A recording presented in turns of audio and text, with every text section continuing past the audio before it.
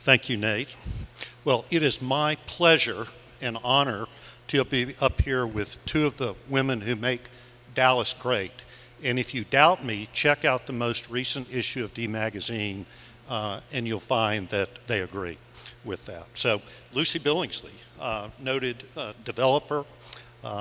Lucy started her career as Chief Executive Officer of the Dallas Market Center and Crow Design Center, and also Wyndham J. Travel. She and her husband Henry started Billingsley Company in 1978, originally to manage individual assets, and the last decades they've really gravitated to doing large master plan communities with an emphasis on space.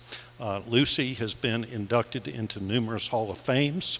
I won't go through all of them, and she is a proud... The list is not that long, but that's enough. Get on with to Dee Dee. Alum of University of Texas. Hook 'em horns. I knew I could get that in. Dee Dee's founding board member of and current chairman of the board of the Trinity Conservancy. She's a current trustee and past president of the DMA. She is a founding board member and life director of the AT&T Performing Arts Center. She also has numerous civic awards. A couple of the most significant ones, she is an honorary member of the AIA, was the most recent recipient of its prestigious George Foster Harrell Award, and is a Lens Award recipient as of 2013. So we're proud to have both of you with us tonight, and thank you for being here. Thank you, Doctor. A pleasure. So let's talk about Medicis for a minute. Every age has its Medicis. They are people who advance art and architecture in enduring ways, and Lucy and Dee Dee are definitely two of our Medicis. Like the Medicis of old, they're visionary, they're enlightened, they're engaged civic and cultural leaders, they're known as model patrons and clients, and they have a tendency to use the best and the brightest to help them do the important things they do. They're also part of multi-generational families that have made commitments to the community. And today we're just going to visit with them a little bit about how they do what they do and the things they think about as they do them. So first of all, let's talk about families for a moment. Both of you, I have heard, you both mentioned that how influenced you were by your family's involvement in design, construction, and some of the things that you're doing now. Could you all talk about that a little bit and tell what those influences were and how they impact you today? You'll sound better. Go first. Okay. If you can't hear me, is it okay? Okay, great. I told Duncan earlier, my dad was a general contractor and my uncle was an architect in Fort Worth. And I worked for them in the summer, and I loved from the time I was a little girl going onto my dad's job sites. And I told Duncan, my favorite smell today is still sawdust. It just makes me so happy to hear. So I grew up in a family that was in building. I love building. I love design. I hope I always have a project to work on. And I'm in one right now, but I'm going to need some more. I guess the influence Dad had on me was, being bold, wanting to go big, being totally pragmatic. He'd study, when he did the Anatole, he went and studied kitchens around the country. I was expecting you to be talking about this refined aesthetic, not construction. But what I got out of this was, pragmatic, and how do you design to make places really work wonderfully for people, and go big, go bold. And your mother was an art patron that's influenced you today. Did I recall that correctly? Oh, we all think that's a gross exaggeration. Dad ended up buying some Asian art collections out of estates, and then obviously fell in love with it, and ended up collecting more pieces as time go by, and the two of them did. And then in their later years, Mom folded that into Crow Collections. So she might get credit for being generous, but he gets credit for just chasing what he loved and doing it in incredibly, Asian art was cheaper than European art. So, this was pragmatic as well. Pragmatic. Yeah. Good. And Duncan, I want to say something about what Lucy said. She thought that I would just be talking about high design or art. Yeah. I, as most of you or anyone who knows me, I love art. I see Kevin Moriarty. I love theater. I love art forms. But art, a painting on a wall, doesn't have to function except to not fall off the wall. Architecture and design are different from that. They're art and engineering. And if they don't function well, it's not great architecture. So it to me, being a wonderful architect or a great designer is kind of harder than being a great artist, because you have your right brain and your left brain have to be equally working hard all the time. Well said. Well said. All right. Y'all both have very well-deserved reputations as model clients and patrons. So you got a room full of architects here. When you work with architects and related professions, and I should say, I'm going to use the word architects and architects tonight in a big tent sense. So I include interior designers, urban designers, landscape designers, furniture designers. So when you work with architects and related professions, what are some of the things you focus on to get the very, very best work out of the folks you're working with? Because you really do have a knack for that. Well, we are incredibly opinionated and really want to be an integral part of the process. We've never seen this as something where we'd call an architect and say, give me an idea. We want to create our vision for the future, and a large part of our vision of the future is how do we create the Texas you wish you were from? And so then we bring in our sensibilities about that, and try to sit down before anybody puts a pen to paper, if you all do that still, and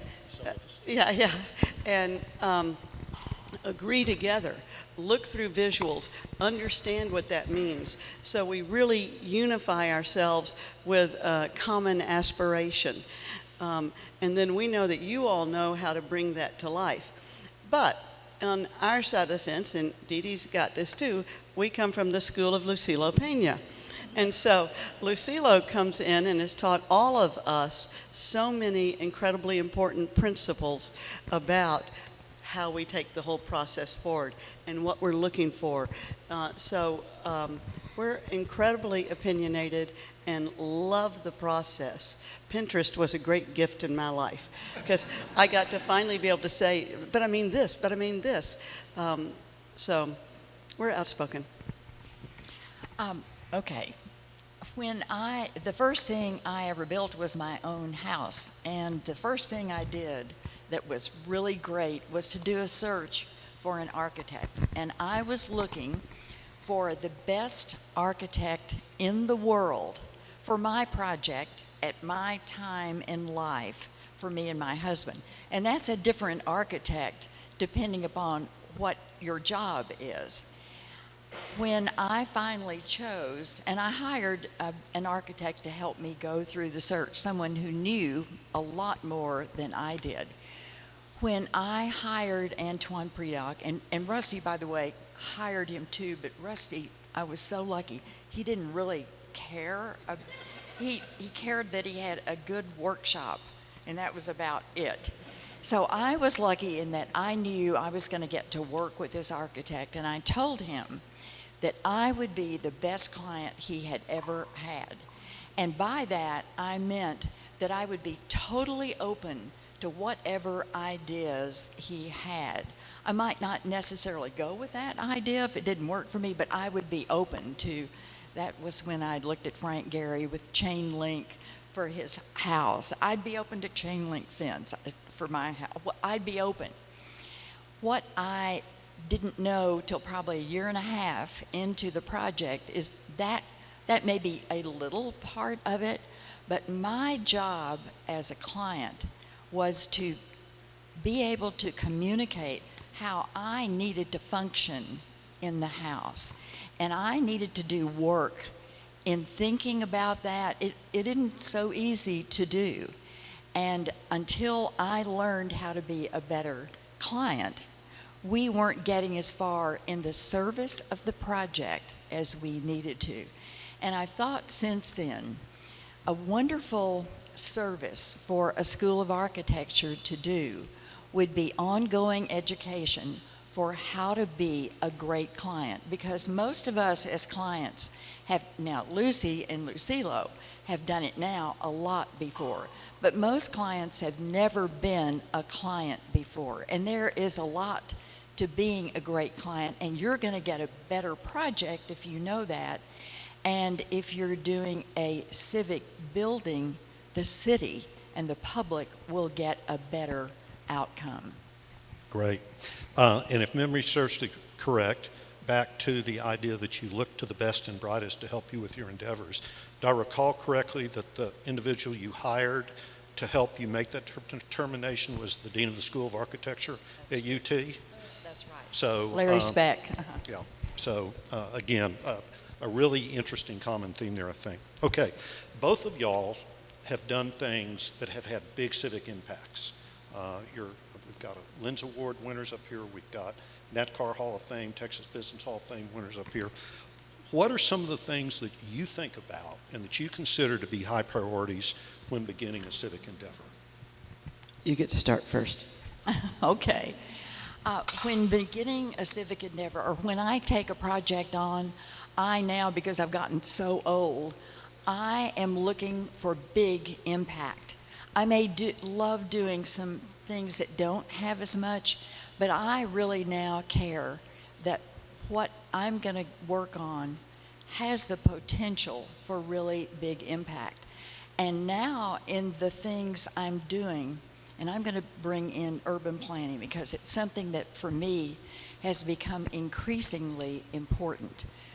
Like for the Dallas Theater Center doing its master plan right now, I think it's really important at the beginning of the project to not think only about your building and your mission with how can architecture serve your mission, but how will that building and that mission be able to serve a larger goal? How will it connect to other things in the city that are huge assets? Because in Dallas, this is something I think we really need. Michael Morris at North Central Texas Council of Governments talks all the time about connecting the dots. He acknowledges that we have huge assets in the city and that are built all over, but they're not connected. How are they physically connected? Because people live in a physical world. They don't live in only a virtual world. So how does one connect the zoo and the new Southern Deck Park with the new Harold Simmons Park, with the medical district, with the new Pegasus Park, with the arts district, with all the things that people who don't just have a car and can drive everywhere they need, how do they get there physically? How do we make better connections? And if we building things right now said that's one of the goals we need to think about, I think we'd do a better job of it. And how do you think we're doing in that regard? I don't think we've paid really any attention, or hardly any until now. And I think there's some people who care about it. Our city is who would need a really good planning department to get up here and to look at everything and see how would we connect. As you're building this building, make a connection to that DART station, or if you turned the entrance, you would have a better connection. I'm making bad examples, but there are things that we should be thinking about as a city in connecting the dots. regionally, Michael Morris thinks about that and has infrastructure money that he can put into those kinds of things.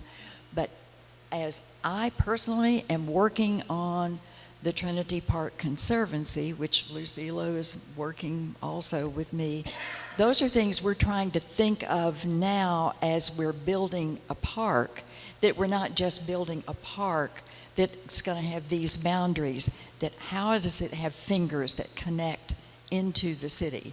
Or as the theater, how will it connect to other places? Start thinking about it now. Good. How about you, Lucy? Civic endeavors, things that are top of mind. So civic endeavors for us are when we're doing our master plan developments, that we make this become a place. How do you create a place? So Cypress Waters, we've been working at Beltline and LBJ for some time. Then we've got some greener areas at 121 and Central and Fairview and Allen. And so they're large tracts of land. And how do we bring to that place something that makes it become special? We believe that people who live in suburban communities have the same sensibilities that we do. So they want the enrichment of urbanity. They want the enrichment of parks, trails, and we've got corporate campuses. They want the enrichment of activities. Now we put in a 9-hole putting green, and we're going to build a set of courts for our residents, and pickleball and tennis and whatnot. How do we think first about those things, the woods, the trees, the topography? How do we hold on to that and make it become the best it can? And then you can put in the buildings. Then you can talk about what a building needs to be to complement the public arena. But if the public arena is strong enough, the buildings really do come. And the public arena also requires programming. It's not just the physical nature of what we do, but it's how do we enrich it, and how do we ensure that people come and let it be a casual part of one's life. We want these places to be that third place in your life, not your office, not your home, but the other place that you just consider to be yours. How do we do that? So a lot of everyday impacts there. Speaking of impacts, each of y'all, I know, has had pretty significant impacts in some things that I suspect a lot of people in this group may not know about. So I want to ask you about a couple of those. Dee Dee, a minute ago you touched on city planning. I know that you had a really important role in conceiving and making possible the City Design Studio. Would you share a little bit of that with the group? Okay, it was kind of interesting how it came about. Gail Thomas had said, I want us to go to Vancouver and talk to Larry Beasley, a great urban planner, and see what they've done in Vancouver. Well, Vancouver has some things that we don't have in this city, and that's, really helpful. But they also had Larry Beasley, and they had great planning from the city on down, whereas the city could work with a developer to say, yes, you can build extra floors on your building if you put in this public space and childcare or whatever it was. They worked together to make a better city, not just for the building. And on that trip, we had taken some developers with us and some city people. And by the way, I'm not being critical of our city. I think we have wonderful people who work in the city, and they have a really hard job. But I think we don't have enough big picture planning. So we talked about, could we get that kind of planning in Dallas? And of course, there's never enough money to do it. So we talked about, could we get private money? And Mary Soom, the city manager, was with us on the trip. I said, Mary, would the city accept private money to start this kind of a planning effort that might last for 5 years in an ever-decreasing amount, and the city would take it on? And that's what we did, the Dallas City Design Studio. Brent Brown was our founding director, and Larry Beasley agreed to be our founding consulting director or advisory director. Yeah, that's a great story. Lucy, I know that kind of in that same vein, you've had focus on kind of giving greater numbers of people, greater opportunities, greater environments, and you've done that through, when we were talking about this earlier, both some of your nonprofit and professional work. Can you kind of talk about that a little bit? Well, in the nonprofit work, I've spent, not recently, but a lot of time working in microfinance and, working to raise money for women who lived on less than $1 a day. And I love that model because I always have made the bad joke that when you see me give to a charity, I'll have the problem. But this was a bit of that. This was a model where I realized that I've been given the gift of trust and the gift of opportunity. And I thought if this model for women works so well that I can find someone who lives on less than $1 a day, I don't know how you do that, and leverage their lives, and then you can go and do it at scale. So it's a business solution. So it's quite a stunning phenomenon, the world of microfinance. And of course, it's got its limitations and the next things are needed. But I spend a lot of my time in that, and then working with women in war zones. But more recent years, and then actually the other thing that I like international, is National Geographic and leveraging these young explorers who might be someone quite spectacular someday. But more recently, I've really pulled my focus back to Dallas, and I haven't gotten strategic in saying this is the best I did. But I do believe that our opportunities here are phenomenal, and that we do need to support our institutions in a significant way. And if you just stand on my soapbox for a minute, because you've given me one, if there's any place in the world that's amazing, it's America. And if there's any place in America that is amazing, it is Dallas, Texas. So we've got an obligation to live rightly. So let us try to do that. Great. And I know that the Chiapas project grew out of that. Could you talk about that just briefly? Well, that was where we were raising, a group of women in Dallas were raising money for women in it ended up being 7 different countries in Latin America. And after a while, it got tedious because all that we did was raise money. There wasn't other deeper engagement except for periodic trips, which were really wonderfully eye-opening to meet the ladies who live on less than $1 a day. And I'm sure many of you have done this. At least for me, let me understand that they've got greater wisdom, capacity, and insight than I do in so many ways, and I'd never even given that a passing chance. I just thought, we've got this world and this culture, so we're this, and that's faulty. So anyway, that folded into Esperanza organization. So, Well, both of those things that you mentioned are pretty, I won't say pretty far afield, but they are, I think they represent varied interests that y'all have beyond just maybe the architectural it's just focus. trying to learn humanity. All of this is understanding humanity. How do we engage in sight, and how do we let our own life course become richer? And so it all feeds together. Well, knowing both y'all like I do, I know you've got quite varied interest, and you're well informed about those. So, given that you do a lot of things, that you have a lot of interest, what do you read? What do you listen to? What do you pay attention to stay informed about both a wide variety of things and also about architecture and architectural related things? Because you seem to know who's doing what, who's doing good work. So what do you pay attention to, and how do you stay informed? We're making this up, okay? I love to read. I love to read newspapers, and not virtually. I love to do that. And I like to read a variety of newspapers. That's one thing.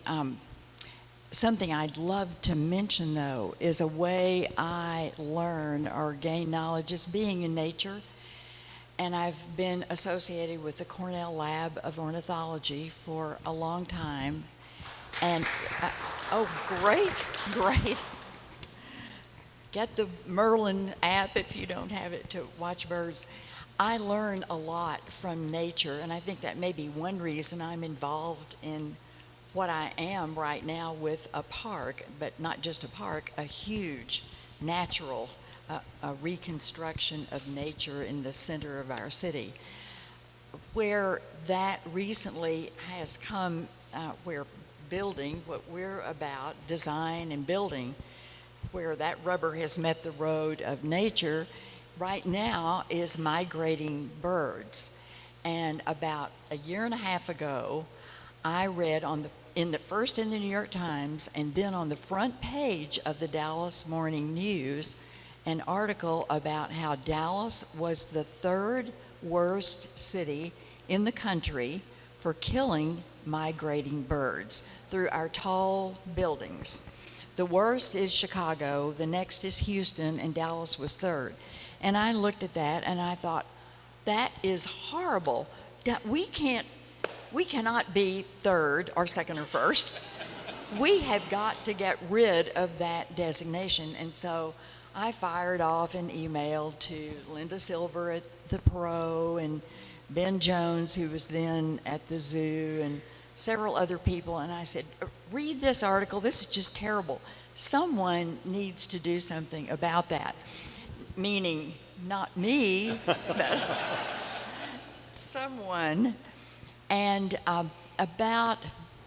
Ben picked up on it immediately, and he started connecting with the Chicago Audubon Society. This seems like such a no-brainer.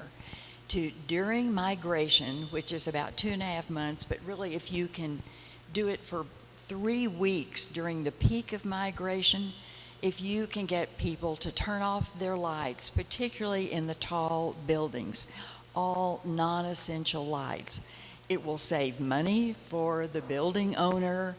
It starts getting dark skies again so that one could see stars, and it saves birds. And when you see the birds that have crashed, and Ben now has a group of volunteers that goes around these buildings and either sometimes can rescue, but mostly they're dead, it just absolutely breaks your heart. That's where birds are a great connector to what's happening in the environment.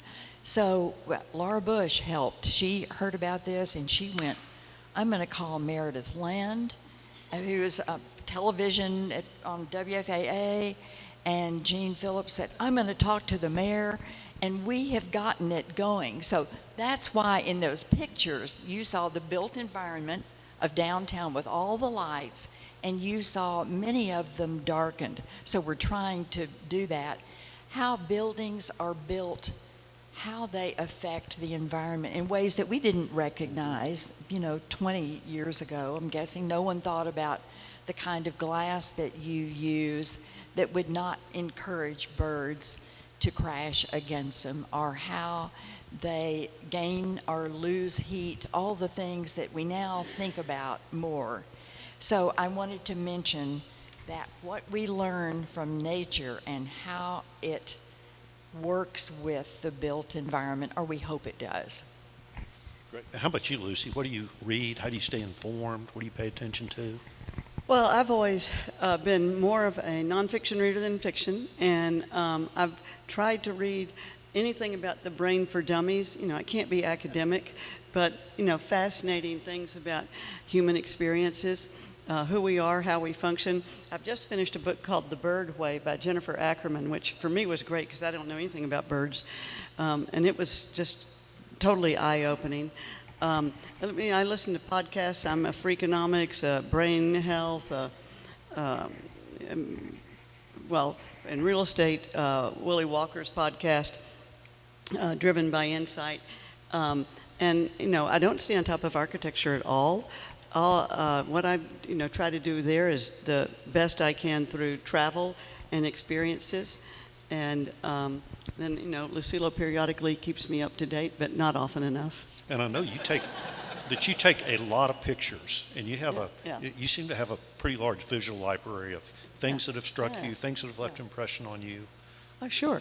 And there's so many amazingly wonderful cities in the world. I mean, obviously the great European cities, but I think Singapore is amazing in how they've approached making these tall buildings be accessible to a pedestrian visually, just through the plants, the openings, the balconies. So we took that idea and said, it's, Cypress Waters, everything's going to have these features. Mostly it's balconies for us, but we want to have someone on the ground feel engaged. Well, y'all are thinkers, you're doers, you're civic minded. You're also thoughtful about the built environment. So as you look around, who are some of the people that you think are Medici's, particularly locally, who are doing these things, who are touching us in meaningful, sustained ways? Who comes to mind? I've got two, and I thought about this. I should have added Lucilo, because Lucilo influences me a lot in the way he works his day job, but he does it with a greater mission in mind.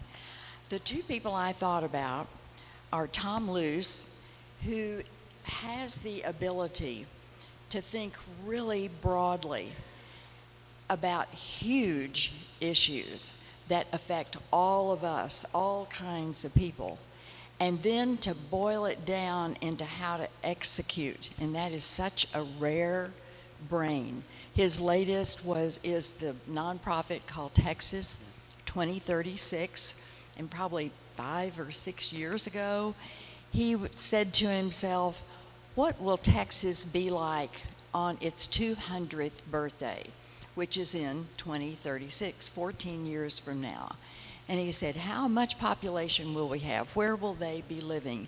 What kind of resources will they need to have a good life for more people, not just a few people? What kind of educational system? What kind of transportation? What kind of health services will they need? And he formed this nonprofit. They collect data. That's the first thing they do. Collect a lot of data in about 7 different areas. Then do analysis and projections and work with the Texas legislature.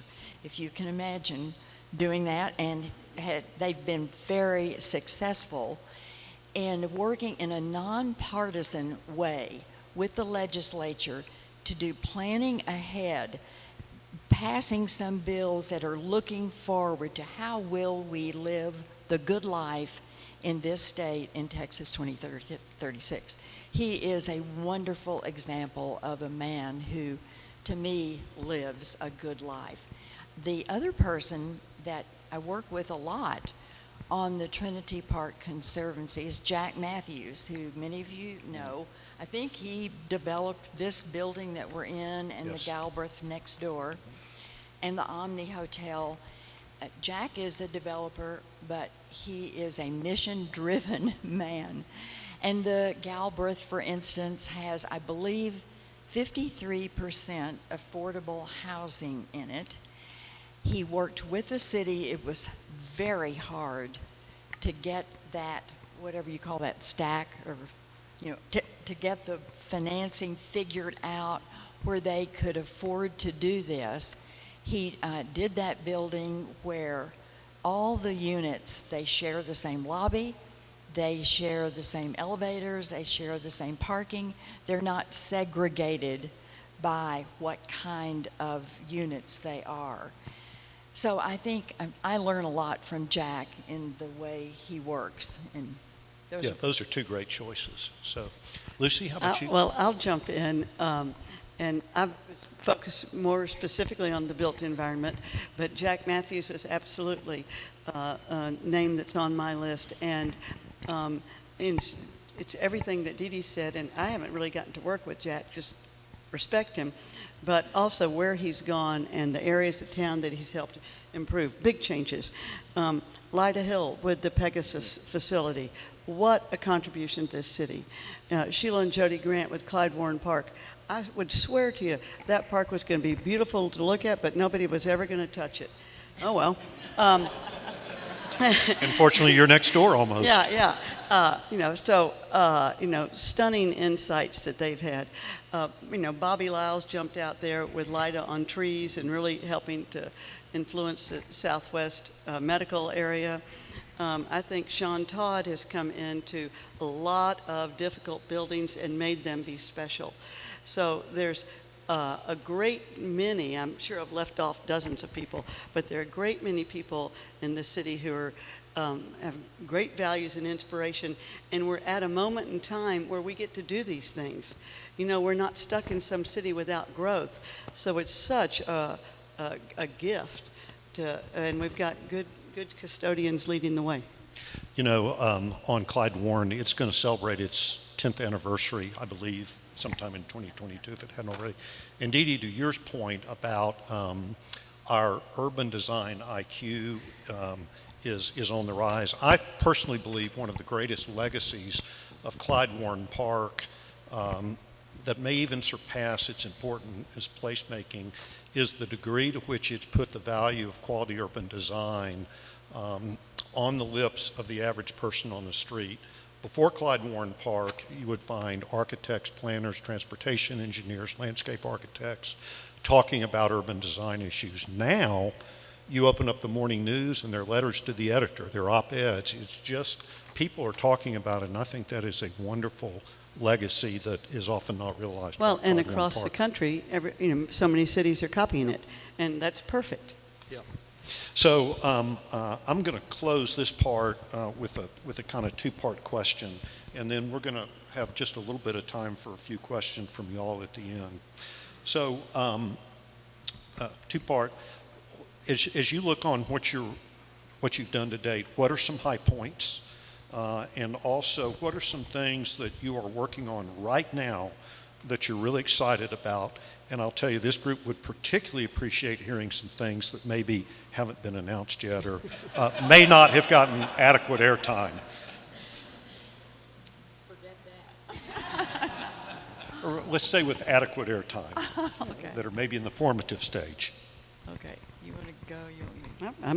I'm, you know, we're working on our projects, and Cypress Waters is 1,000 acres. We've probably built out 25% of it, and you know, what I'm most excited is doing the next thing better. And you know, for each of these in master plan projects, every step you take, you're influencing everything that is left. And this is a place that's got momentum, and so we really have the capacity to keep going and hopefully keep the success coming. And the struggle there is, what is the next idea? If we've done this part right and it worked, well, we can't repeat that. It's working. Now what's something else right? So how do we find out these ideas? Jumping up to Allen and Fairview, these are going to be, you know, just this, I think, is the most significant intersection in the Metroplex that's not built out. It is clearly the intersection of the future. And it's green. So how do we take the right steps? How do we help this become a place and a heart with two buildings out of, you know, there you can go, between the two of them, you can do 6,000 apartments and 10 or 12 million of office.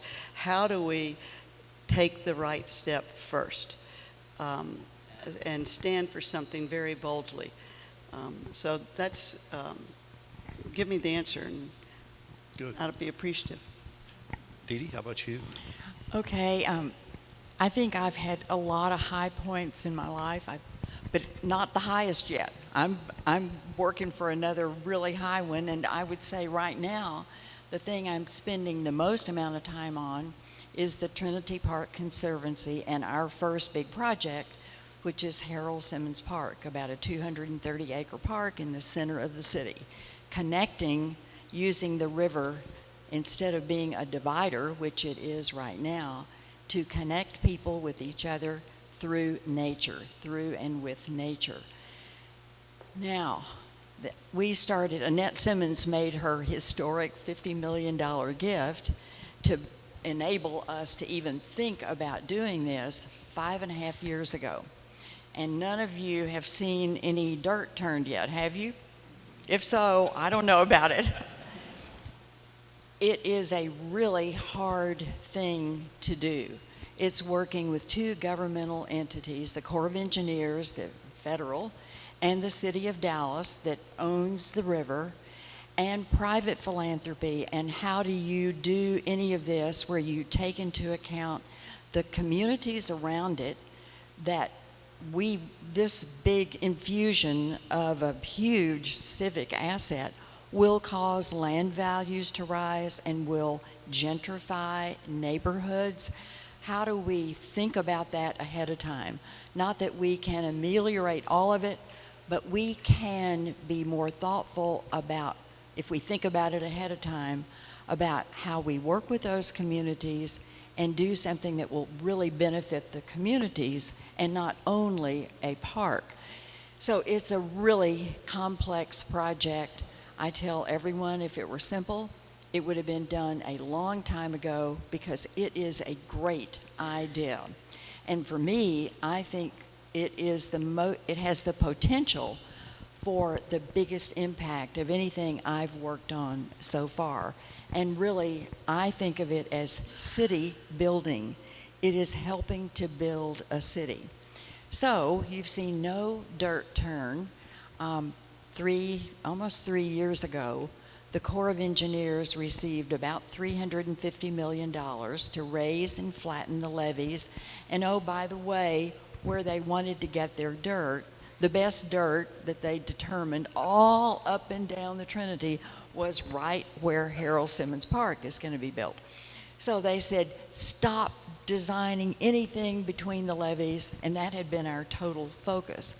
So we have pivoted, and I can't really talk much about what we are doing right now, but I'm hoping that we're going to be able to have an announcement about what the park will be and some kind of a timeline for when it's going to happen, maybe by this fall.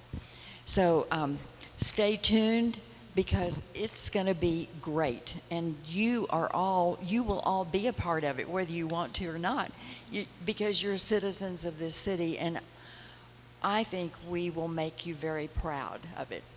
Well, thank you. We'll look forward to hearing more. All right, we've got time for maybe a couple of questions. Does anyone have anything they'd like to ask Dee Dee or Lucy? Yes. Did everyone hear the question? Okay, the question is, in residences and workspaces, what are the generational differences? Have you seen generational differences? And if so, what are they, and how are you dealing with them? Is that fair? Okay. Well, in our offices, we clearly see the impact of people wanting to work from home, and corporations across the board do. And it's not necessarily just young people coming out of college. I can't speak to that as much. They need so much to be in the office that I don't give them a hall pass. But the young families, you can really see that the benefit for them on personal lifestyle levels to be able to have some time from home. How does that impact the office space? Not much. They still want a desk. This hoteling idea is it's sort of a diminishment to the employee. So the hotelings, which would be obviously offering great space efficiencies, isn't the answer. I do think office spaces are changing a lot, and people are becoming wildly interesting on how we create easy and fun ways to be together. So I just got a video on the new Google campus, and it's sort of like officing in an airport where you get to go up to the sky. It's just off the charts. So I think the thinking there will continue to be exciting. On the residential side, we've seen much less change. We've said, let's at least put in desks. We've done things. We've said maybe we need to have a little bit larger homes. We've also built our own co-working centers within the developments. And anyway, some of these spaces are being used, but people aren't rushing down all to co-working. They're not rushing to the club room. They're not leasing larger homes on average.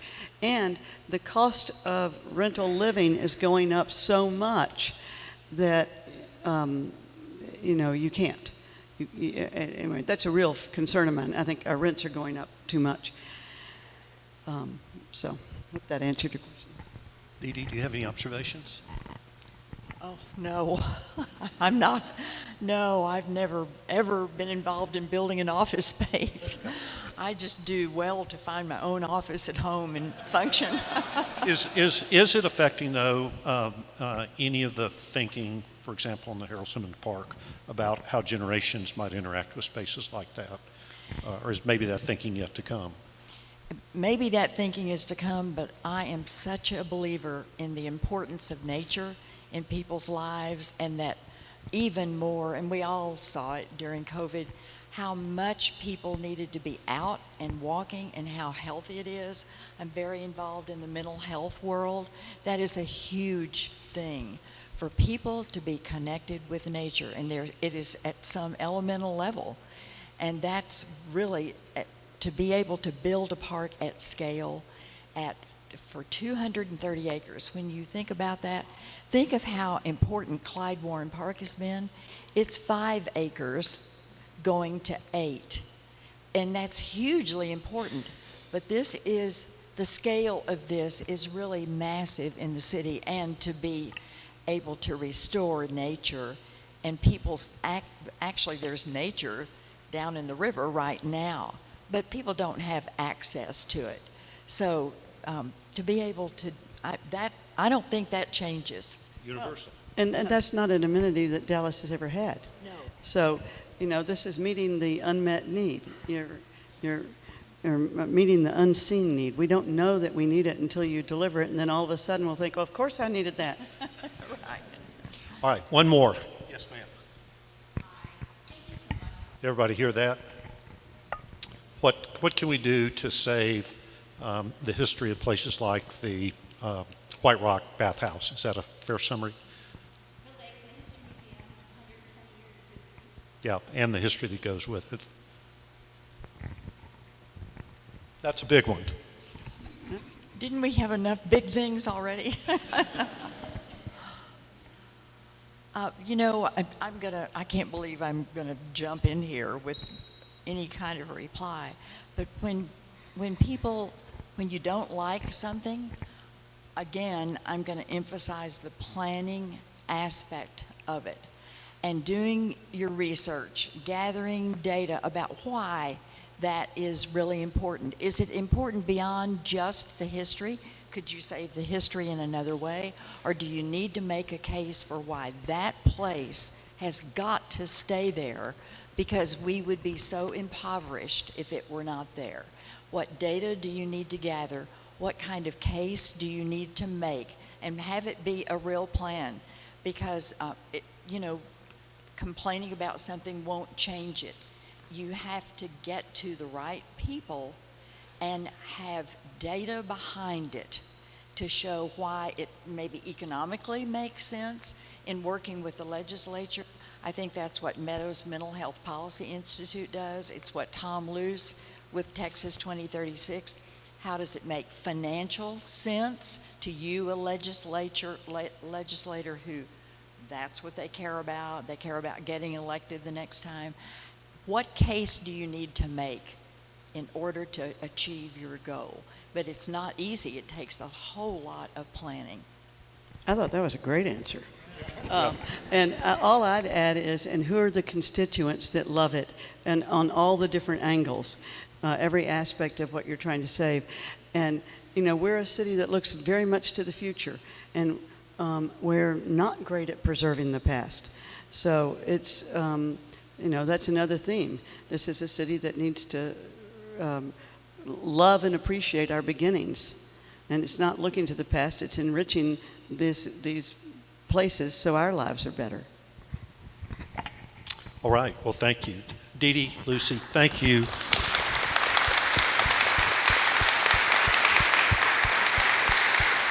Duncan, can I say one more thing? Yeah, Dee Dee has an addendum. I want to say one thing, and Lucy alluded to it earlier, that we live in America, and we live in the greatest city in America, and we live at a time that we can actually do something. I've talked about a window of opportunity, and we won't always have this window. It's a call to action for everybody here. think about this city and how it can be greater for more people more of the time, and how can we take advantage of this time in this place. Great. Thank you. Thank you for being with us.